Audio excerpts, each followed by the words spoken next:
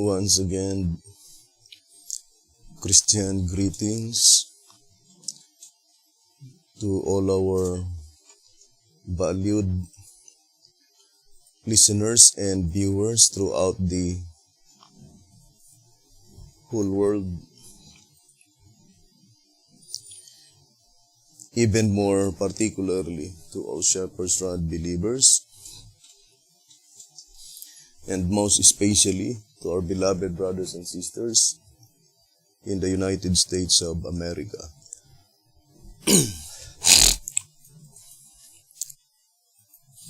Special greetings to our brethren in Colorado, in Georgia, in Kansas, in Chicago, Illinois, in Arkansas, in California,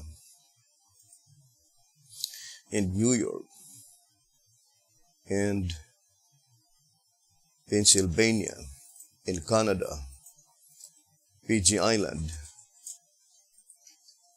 Mexico, Spain, and Africa, Kenya, Pakistan,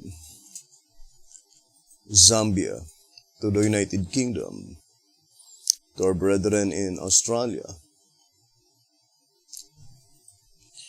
and also to our brethren in Malaysia and in Indonesia, and to the rest of the 144,000 living saints scattered abroad. Greetings. May the good Lord bless you, brothers and sisters. This is our special episode number 6.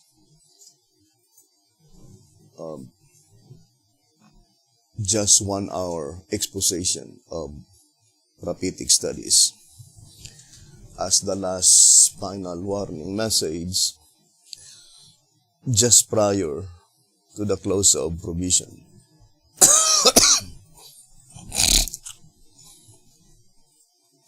And at this time, we focus our attention to the 12 figurative months under the subject of the 5th trumpet. Now, I would like to make a review that according to track number 5, page 74, the given clue is the first 6 figurative months. So, let us look at again to our the first given clue.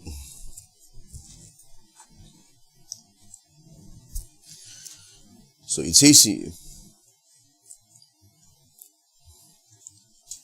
from October 16, 27 AD to April 16, 31 AD, that is the first 6 figurative months.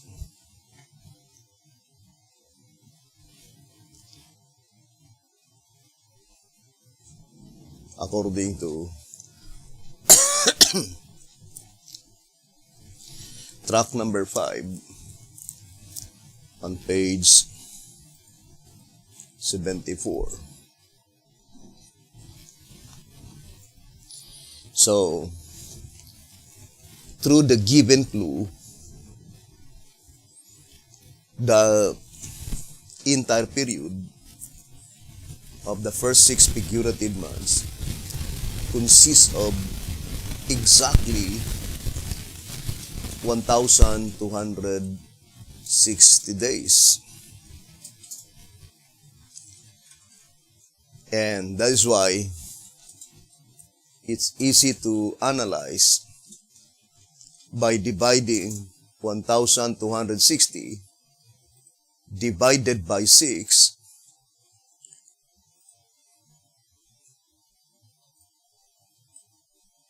equals 210.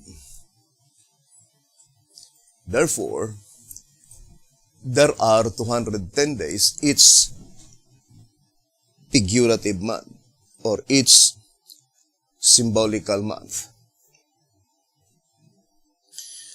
And you can check also by multiplying 210 times 6 equals 1,260 days.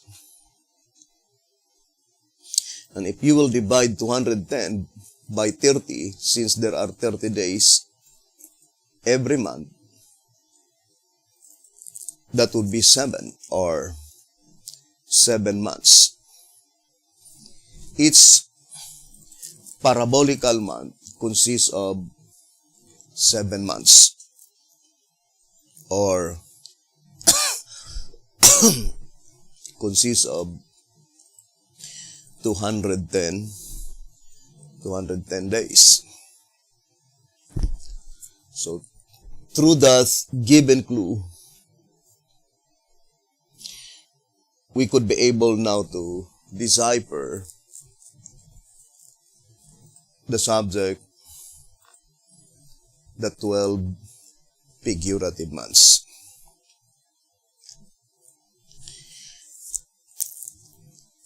And we know that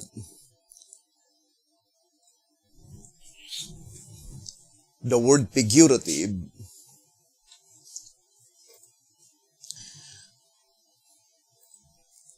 cannot be literal.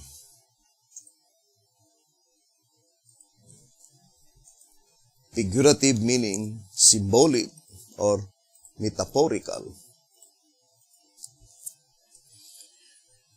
So there must be 12 figurative months, not 12 literal months.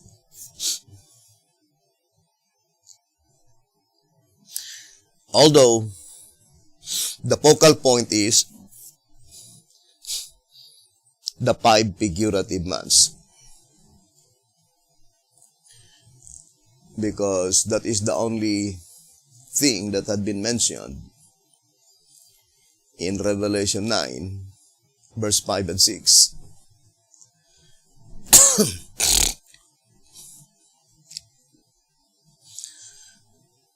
Now let us go to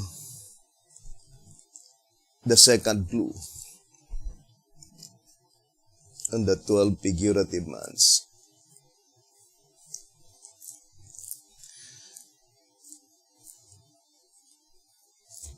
So the second clue is that since the given clue is the first 6 figurative months, by which it consists of 3.5 years, or 42 months, or 1,260 days. And we always emphasize that Christ's illustrations are perfect, according to track number 3, page 65. And our God, being infallible God, His works always spell perfection, even to one jot or one tittle, according to 1 SR page 232. And in 1 SR 244 it says, "It is wonderful to know the inspiration of the Scriptures. Perfect they are when their appointed time is come." So, logically, 6 is bigger than 5, or 6 is greater than 5, and 5 is lesser than 6, or 5 is smaller than 6. So, the illustration given that from the crucifixion to the ingathering of the 144,000, there must be 5 symbolical months, cannot be applied to the literal crucifixion, with several reasons. First,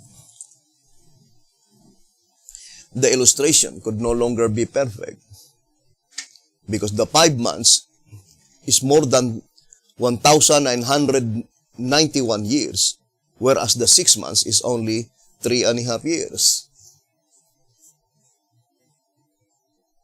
So such illustration could not be perfect.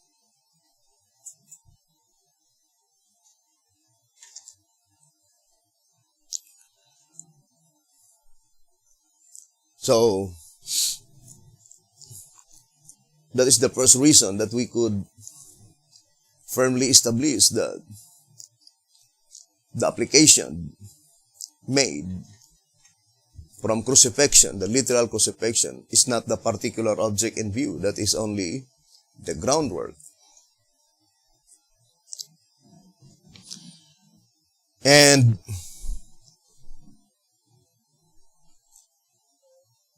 the second reason is that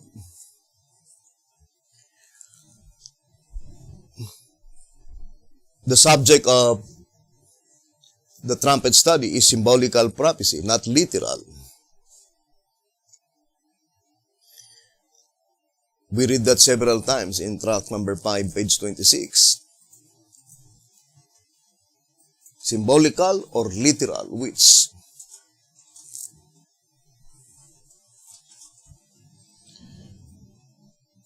And it says that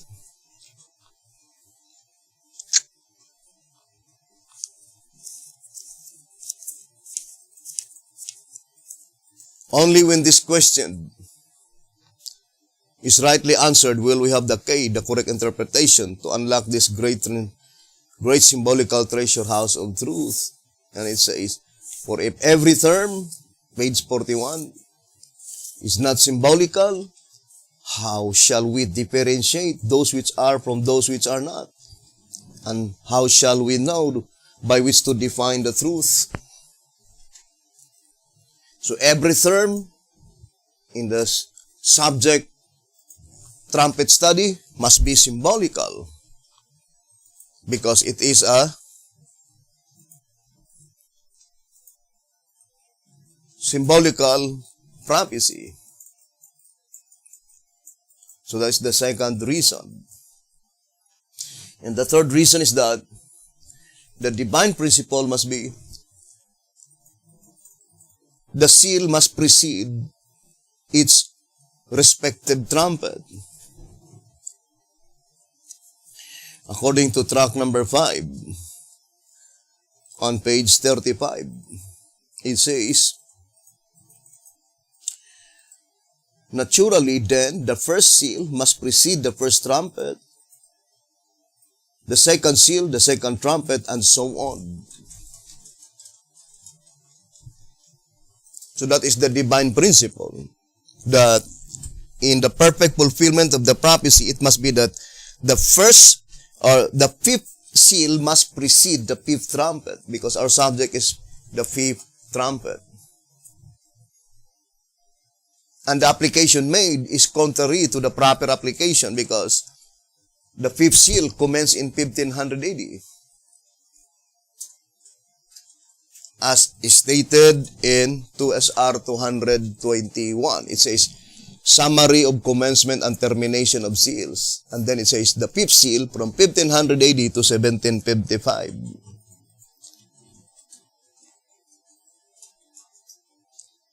But the fifth trumpet commenced in 4 BC. So it is contrary to the proper application of the prophecy, because it is only the groundwork. It is not the particular object in view. Tract number 5, page 34. Fulfilled prophecies are seen, therefore, to be employed by the Scriptures only to serve as groundwork. from that part of prophecy which is yet to be fulfilled.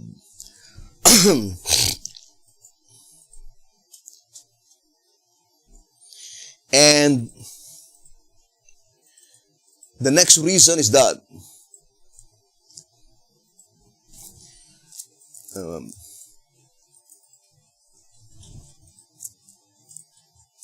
in this study, the focal point of the 5 figurative months is the 144,000 living saints.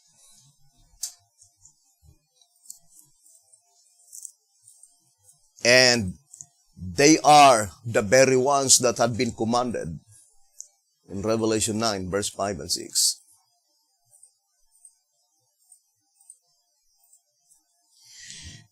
And the next reason is that whatever the fulfillment of the book of Revelation, it says, it must be fulfilled hereafter.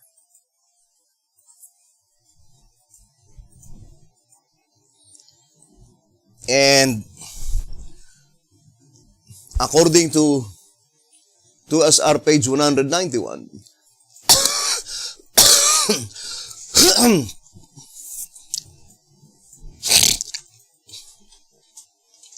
it says,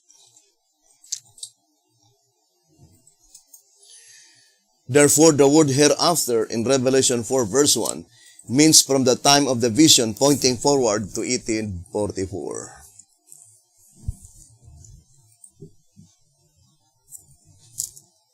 So it cannot be applied from 1844 backwards. Even the days of the apostles. Why? Because the book of Revelation did not exist in their days. It was written in 96 AD, by which at that time, only Apostle John the Beloved remained with the 12 apostles. All of them were already dead.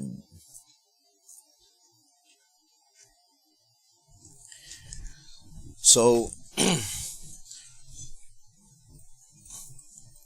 those are the concrete reasons why we can declare clearly that the perfect fulfillment of the prophecy did not commence in the days of the apostles. It is only the groundwork, not the particular object in view. Now let us proceed to the third clue.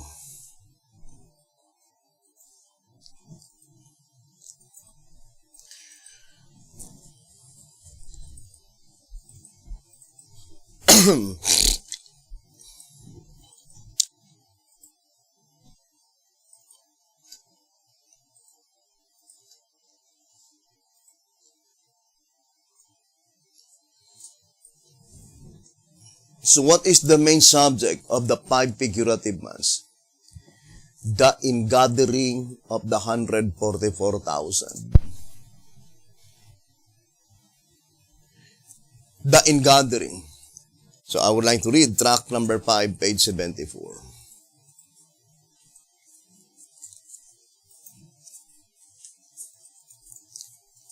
It says, 5 from the crucifixion to the ingathering of the first fruits, the 144,000, Revelation 14 verse 4.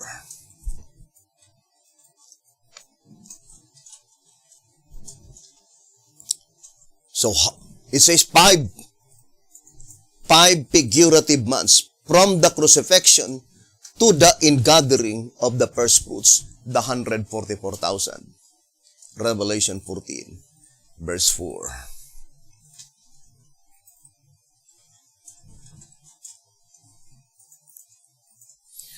Now, brothers and sisters,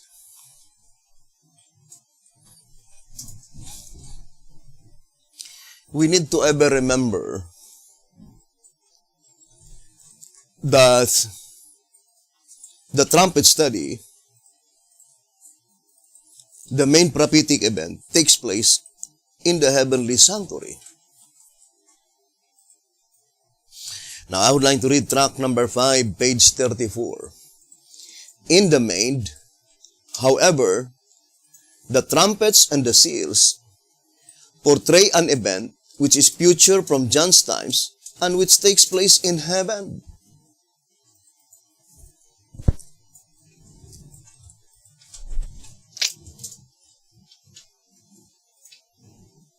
It says, brothers and sisters,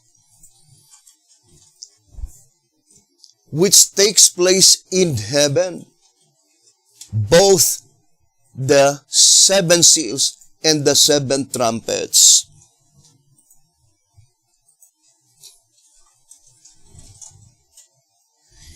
Now, according to the divine principle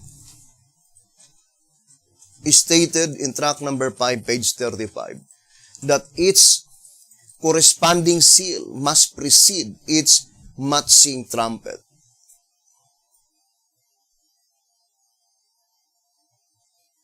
So it's easy to understand that whatever the perfect fulfillment of the 5th trumpet, it cannot be fulfilled not until the 5th seal is finished.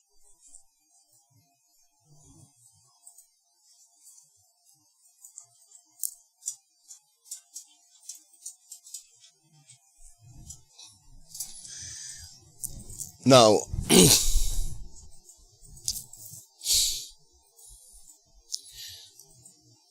let us go back to the main subject of the 5 figurative months. What is the particular object in view of the subject, the 5 figurative months? The ingathering of the 144,000 living saints.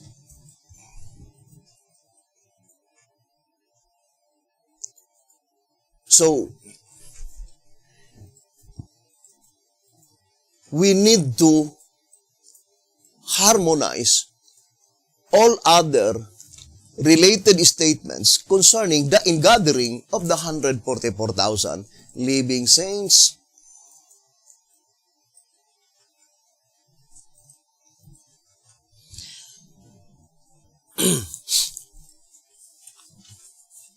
The Shepherd says in answerer number 3, page 41, let us remember always to observe the inviolable rule that an interpretation of one inspired statement must harmonize with all other related statements.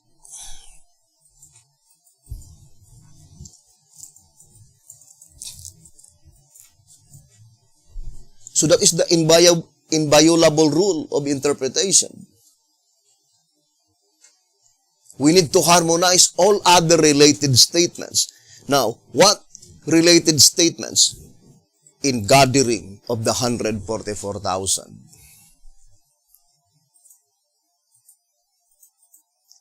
So all related statements concerning the ingathering of the 144,000, or in other words, God revealed the ingathering of the 144,000 in different angle, in different aspect. That if we gather them as a whole, they were in perfect harmony.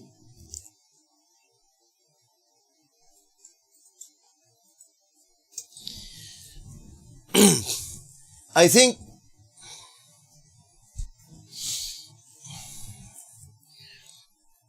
the statement in tract number 3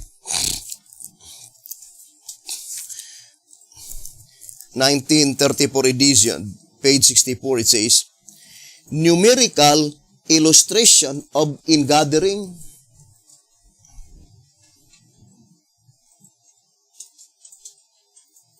It says, numerical illustration of ingathering.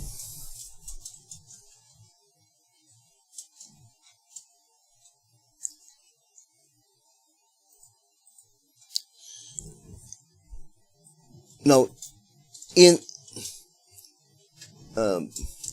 this subject is more pertaining to the 40 days from Christ's resurrection to His ascension.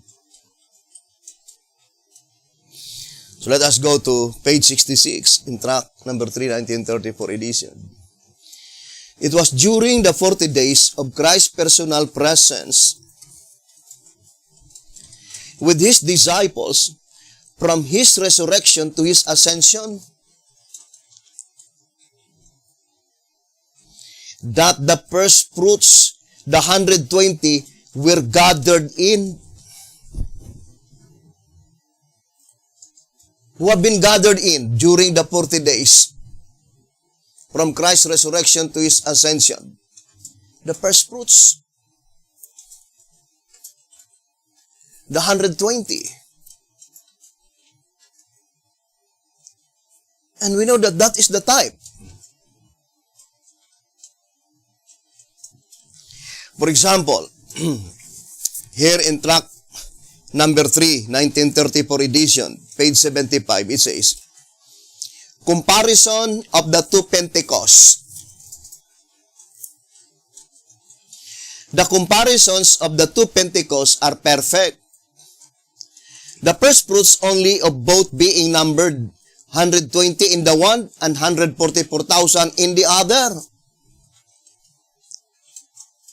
So here, the shepherd's rod is comparing the first fruits, which is the type, the 120 disciples, and the first fruits, which is the antitype, the 144,000.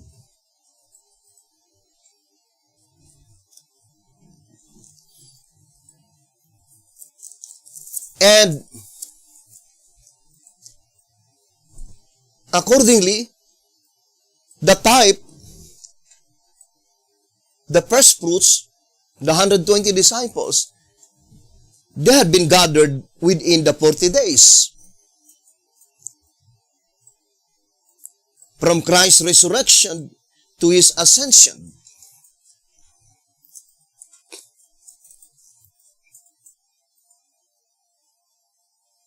Now, whatever understanding that we could obtain in this study, it must harmonize with the subject, the 12 figurative months.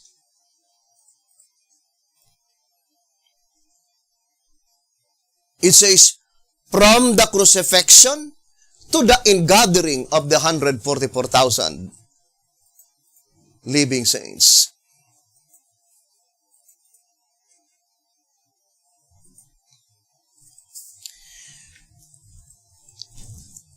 And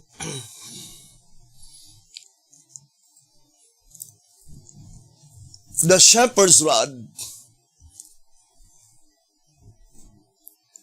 plainly told us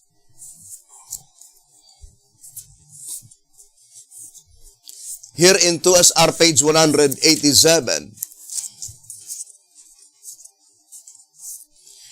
it says, the 7 seals in the sanctuary. In order to make a proper application of the 7 seals, we must have a better understanding of the heavenly sanctuary, of the heavenly sanctuary service, its origin, and the object of its existence, as taught by the early sanctuary built by Moses. Hebrews chapter 8 verse 5. In the sanctuary construction and service is revealed the plan of salvation. Why is it that we need to have a better understanding concerning the heavenly sanctuary service? In order for us to make a proper application of the subject, the 7 seals. Because the focal point, the particular object in view, concerning the subject, the seven seals, is in the heavenly sanctuary, by which we term it as the spiritual side. The occurrence that takes place on earth is only the material side.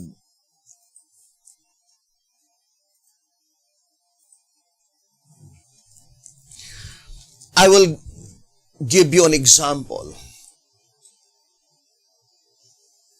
of the spiritual side. And I think the best example that I could give is the Jewish people.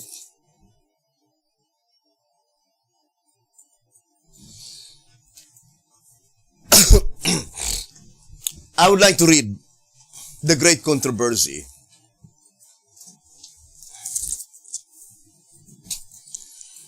$430. The condition of the unbelieving Jews illustrates the condition of the careless and unbelieving among professed Christians who are willingly ignorant of the work of our merciful high priest.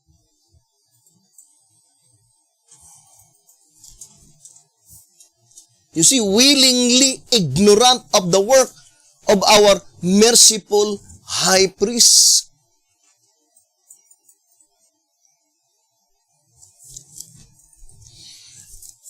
Look at the situation of the Jewish nation. Let's read the Great Controversy.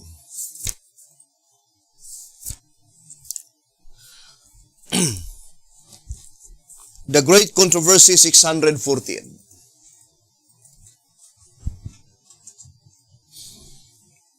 It says, when God's presence was finally withdrawn from the Jewish nation, this is the spiritual side.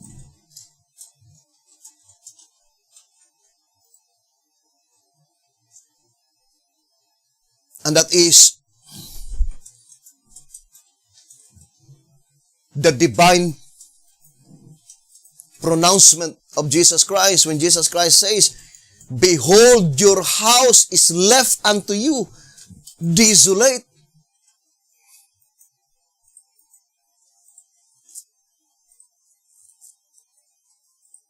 But the question is that, did the Jewish nation knew that God's presence were already completely removed from their nation?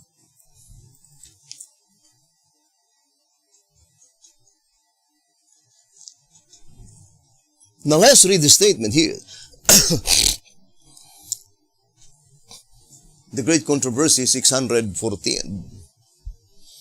When God's presence was finally withdrawn from the Jewish nation, priests and people knew it not.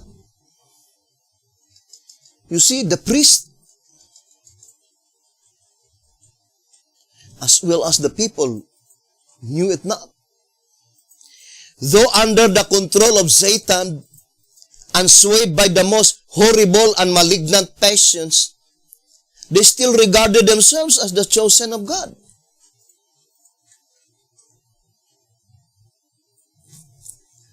Because at that time, there was no material side.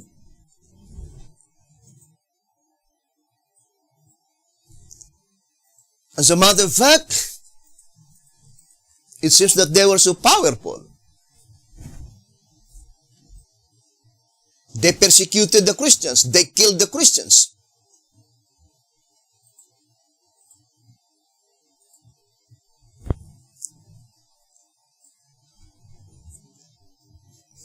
But what happened in 70 AD when the material side appeared?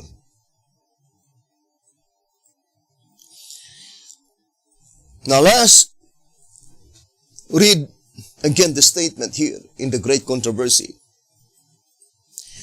The ministration in the temple continued Sacrifices were offered upon its polluted altars, and daily the divine blessing was invoked upon a people guilty of the blood of God's dear Son, and seeking to slay His ministers and apostles.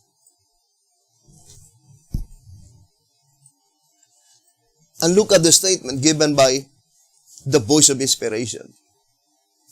So when the irrevocable decision of the sanctuary has been pronounced,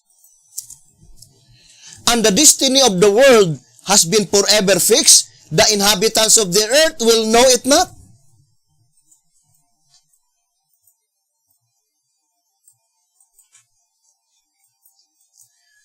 Now ponder deeply, brothers and sisters.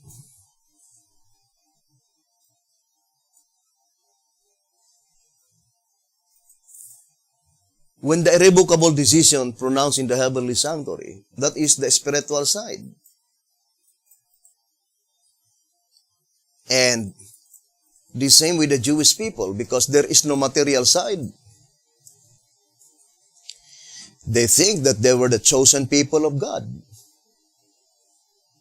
And everything and everyone who opposed their message, they persecute and kill them.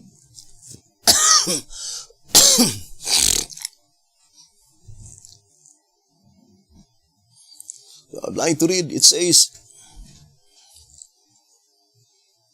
so when the irrevocable decision of the sanctuary has been pronounced and the destiny of the world has been forever fixed, the inhabitants of the earth will know it not. The forms of religion will be continued by a people from whom the Spirit of God has been finally withdrawn, and the satanic zeal with which the Prince of Evil will inspire them for the accomplishment of his malignant designs will bear the semblance of zeal for God.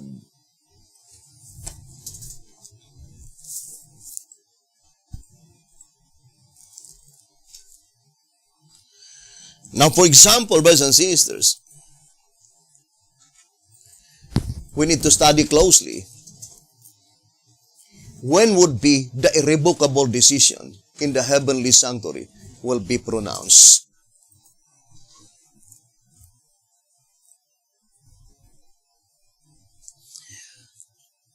I would like to invite,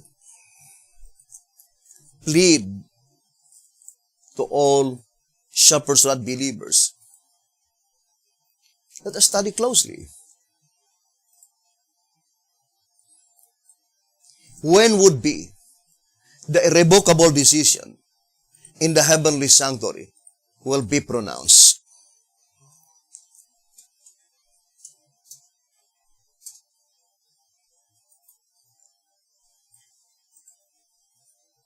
Brothers and sisters, there are two occurrences by which the irrevocable decision in the heavenly sanctuary will be pronounced. First in the church, and second in the world.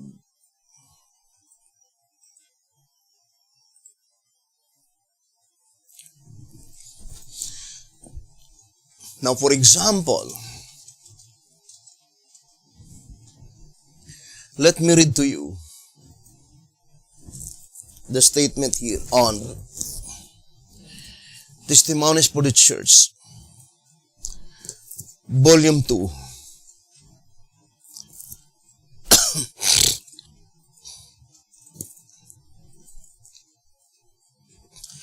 On page 190.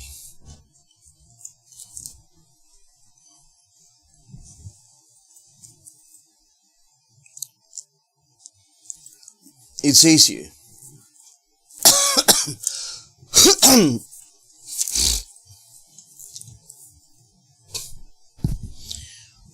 Volume 2, page 190 and 191. Jesus has left us word. Watch ye therefore,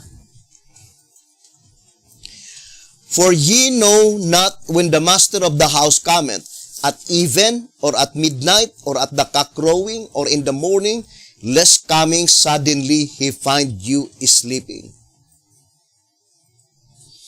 And what I say unto you, I say unto all, watch. What verse in the Bible?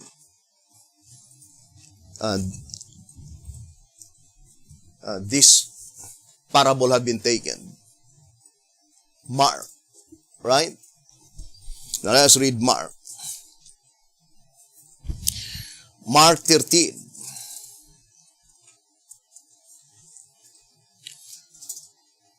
So let's read. Verse 34 to verse 37. For the Son of Man is as a man taking a far journey, who left his house and gave authority to his servants, and to every man his work, and commanded the porter to watch. Verse 35.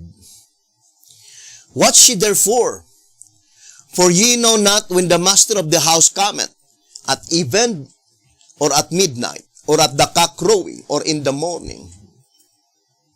Verse 36. Lest coming suddenly he find you sleeping. Verse 37. And what I say unto you, I say unto all, watch.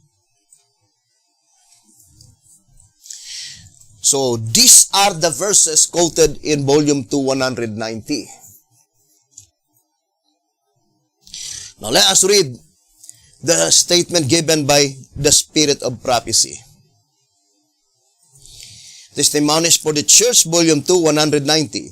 It says, we are waiting and watching for the return of the Master, who is to bring the morning, lest coming suddenly he find us sleeping. Then it says, what time is here referred to? Not to the revelation of Christ in the clouds of heaven to find a people asleep.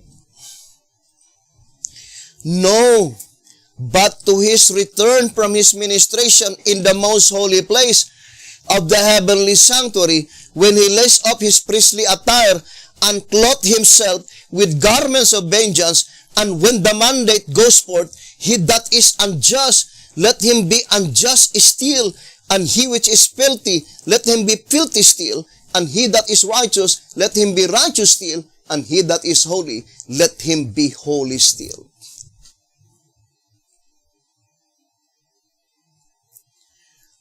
This is the irrevocable decision.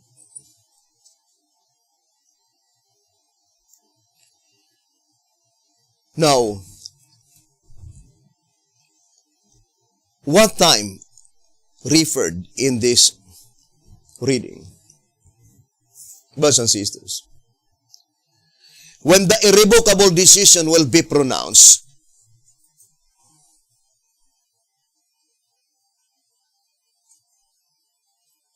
according to the vision of Sister White,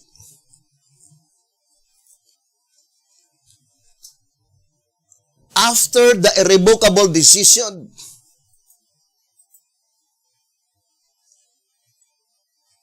had been pronounced by Jesus Christ, or it might be reversed.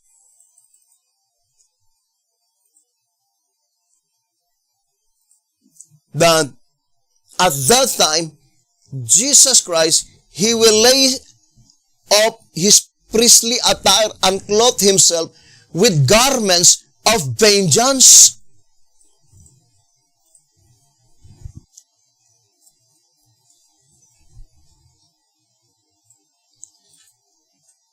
Now, it could not be the irrevocable decision in the general clause of provision,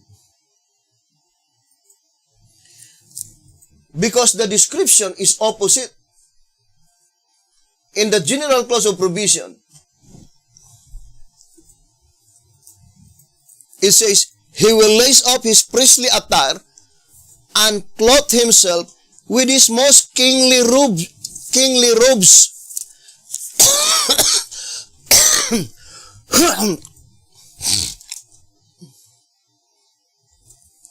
It says here on Early Writings 281, then I saw Jesus lay up his priestly attire and clothe himself with his most kingly robes.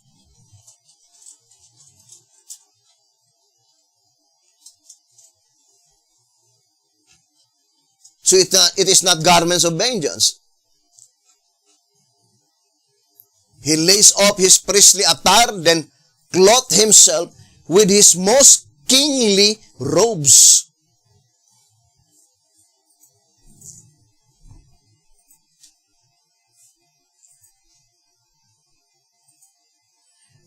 Now, I would like to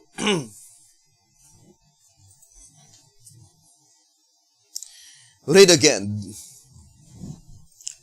the statement in the Old Symbolic Code.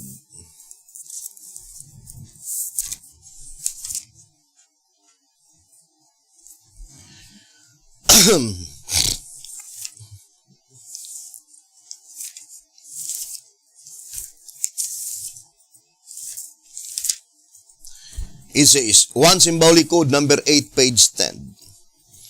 1 Symbolic Code number 8, page 10. It says, the judgment of the living.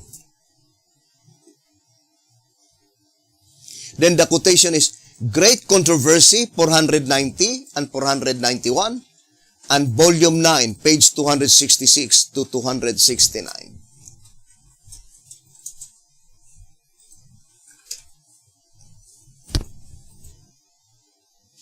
Now, I would like to read again the statement. The judgment of the living. So this passage in the Great Controversy 490 and 491, it points out to the judgment of the living.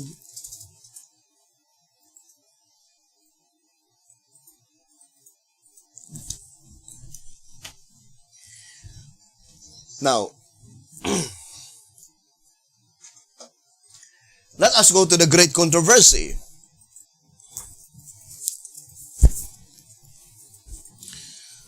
$490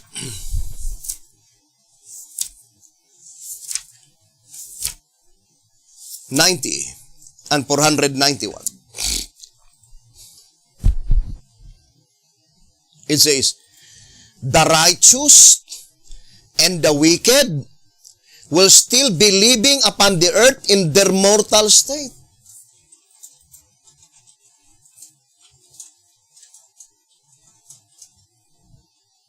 Men will be planting and building, eating and drinking, all unconscious that the final irrevocable decision has been pronounced in the sanctuary above.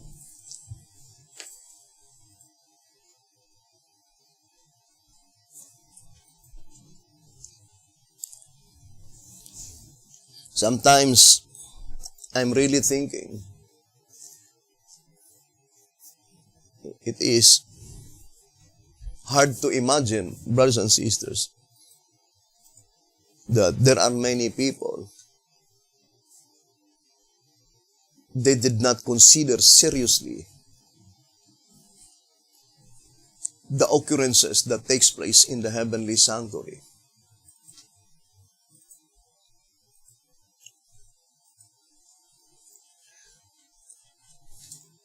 Remember this passage, we already read in 1 Symbolic Code number 8, page 10, what it says. This passage takes place in the judgment of the living.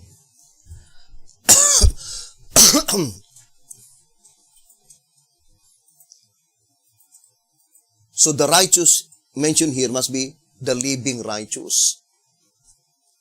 And the wicked mentioned here must be the living wicked.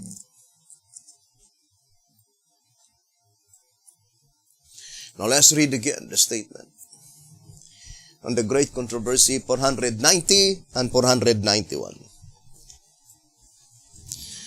the righteous and the wicked will still be living upon the earth in their mortal state. You know, the statement will still living upon the earth in their mortal state must be applied only to the righteous. Because immortality will never be granted to the wicked. Only to the righteous. So what the vision of Sister White is telling about is that at the time when the irrevocable decision will be pronounced in the heavenly sanctuary, the 144,000 living saints, immortality were not yet granted to them. They were still living in their mortal state.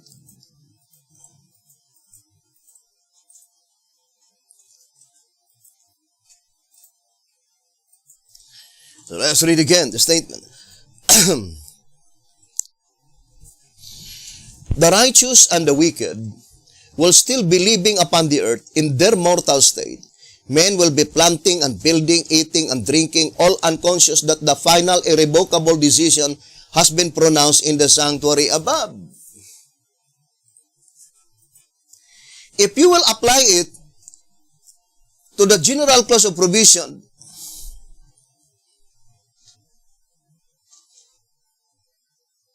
so are we saying that the 144,000 living saints, which were already in God's kingdom, because the final irrevocable decision in the general clause of provision will be pronounced in the heavenly sanctuary after the first fruits and the second fruits are completely gathered in God's kingdom.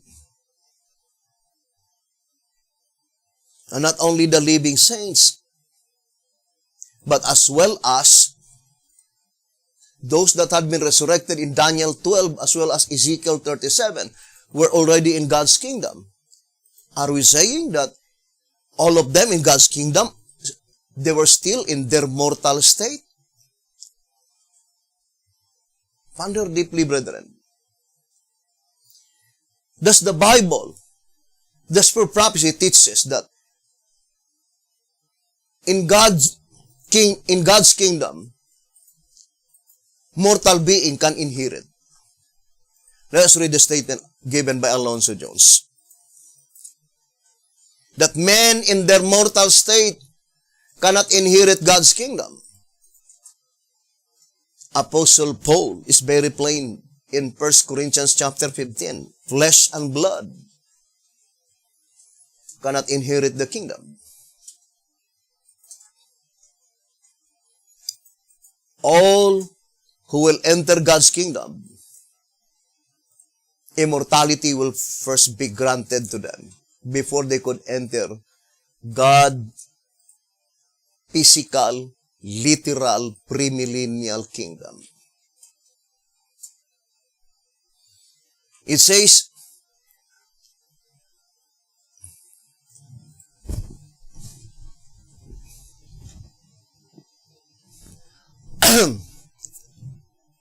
let's read the statement. And they cannot inherit it before the resurrection.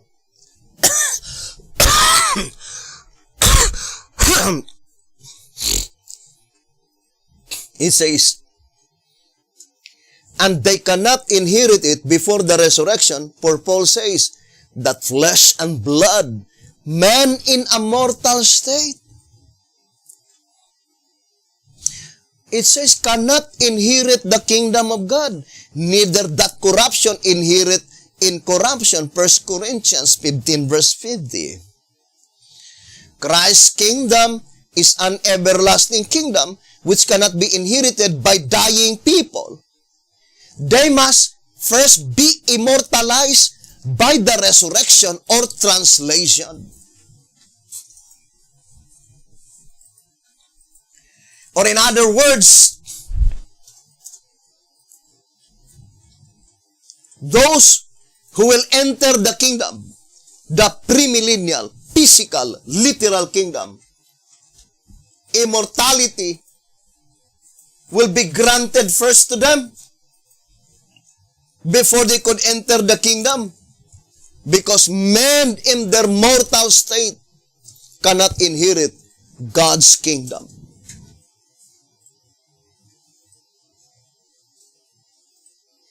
Obviously, therefore, the vision of Sister White in the Great Controversy, 490, that in that pronouncement of the irrevocable decision, there is not yet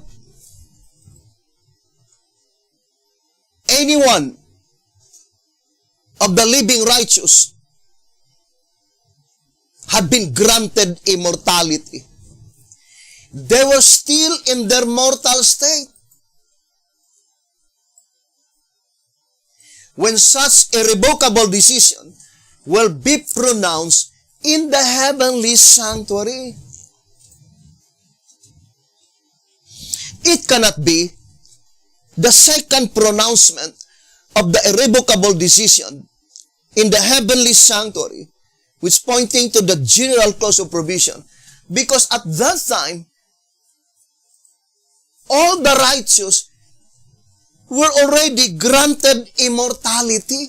They were no longer in their mortal state.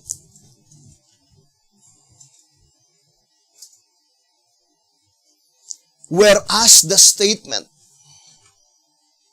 in the Great Controversy, 490 and 491 says that the righteous will still be living upon the earth in their mortal state. Then the irrevocable decision in the heavenly sanctuary will be pronounced above.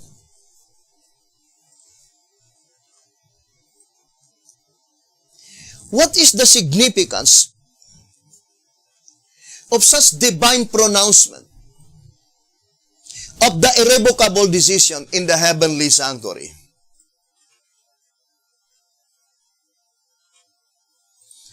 Thus, at that moment, when the irrevocable decision in the heavenly sanctuary will be pronounced in the heavenly sanctuary, all who will reject the message, at that moment, your provision closes. For example, if you reject the message of the present truth, before the irrevocable decision in the heavenly sanctuary had been pronounced, you have still chance to repent. But when the irrevocable decision in the heavenly sanctuary will be pronounced, at that moment, if you continually reject the present truth, your probation closes. And it is unalterably fixed.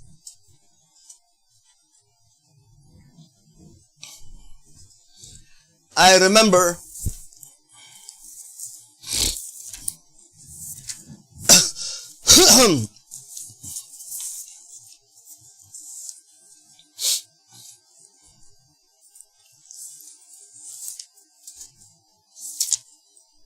let's read again.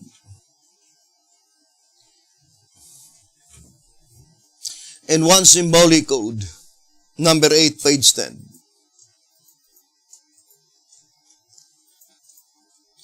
One symbolic code, number 8, page 10.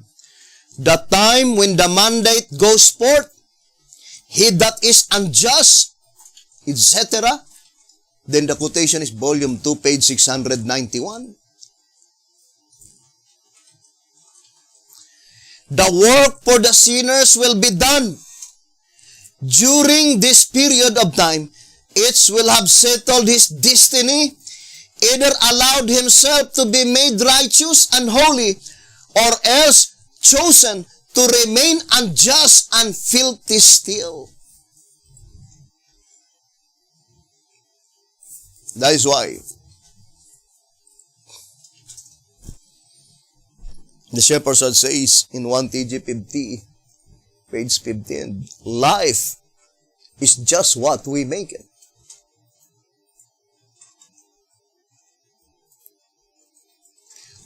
Now, remember the statement given by the Shepherd's Rod. Ponder deeply.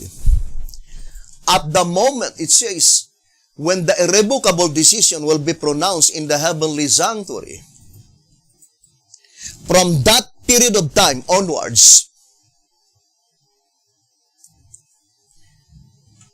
our own destiny will be fixed unalterably, whether we allowed ourselves to be made righteous. What is the measurement?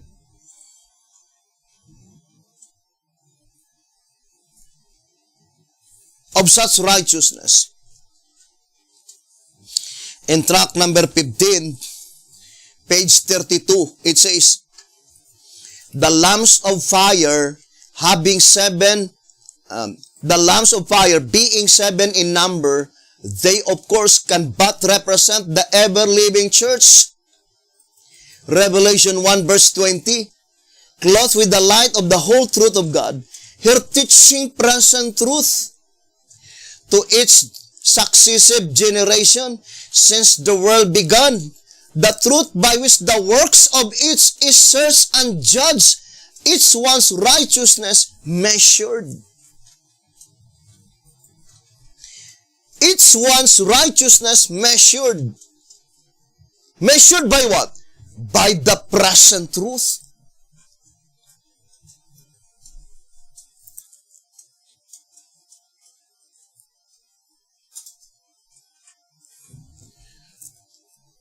Brethren, it is high time now for us to be honest in our profession of faith.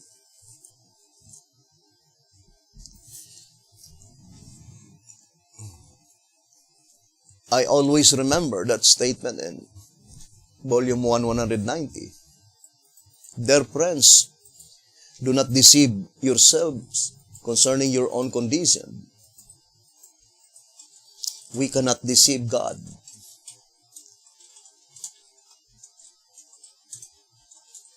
And let us kneel down and pray earnestly, sincerely, and honestly. Does the present truth under the seventh seal, the present truth in the last generation of men, is committed by God, given into our hands?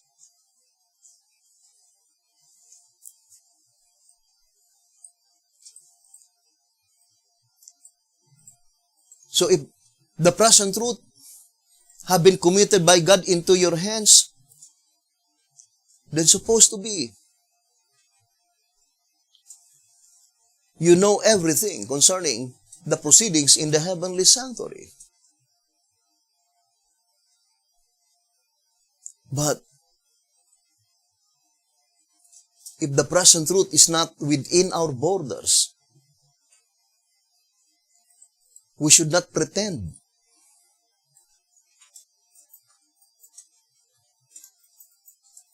Because we are only working against our own eternal welfare. We need to humble ourselves. Because only present truth can lead us into eternity. So we will continue the subject, brothers and sisters. And to repeat again, let us study closely. When does the irrevocable decision will be pronounced in the heavenly sanctuary? Does the irrevocable decision was pronounced already or is still in the future? We need to ascertain clearly.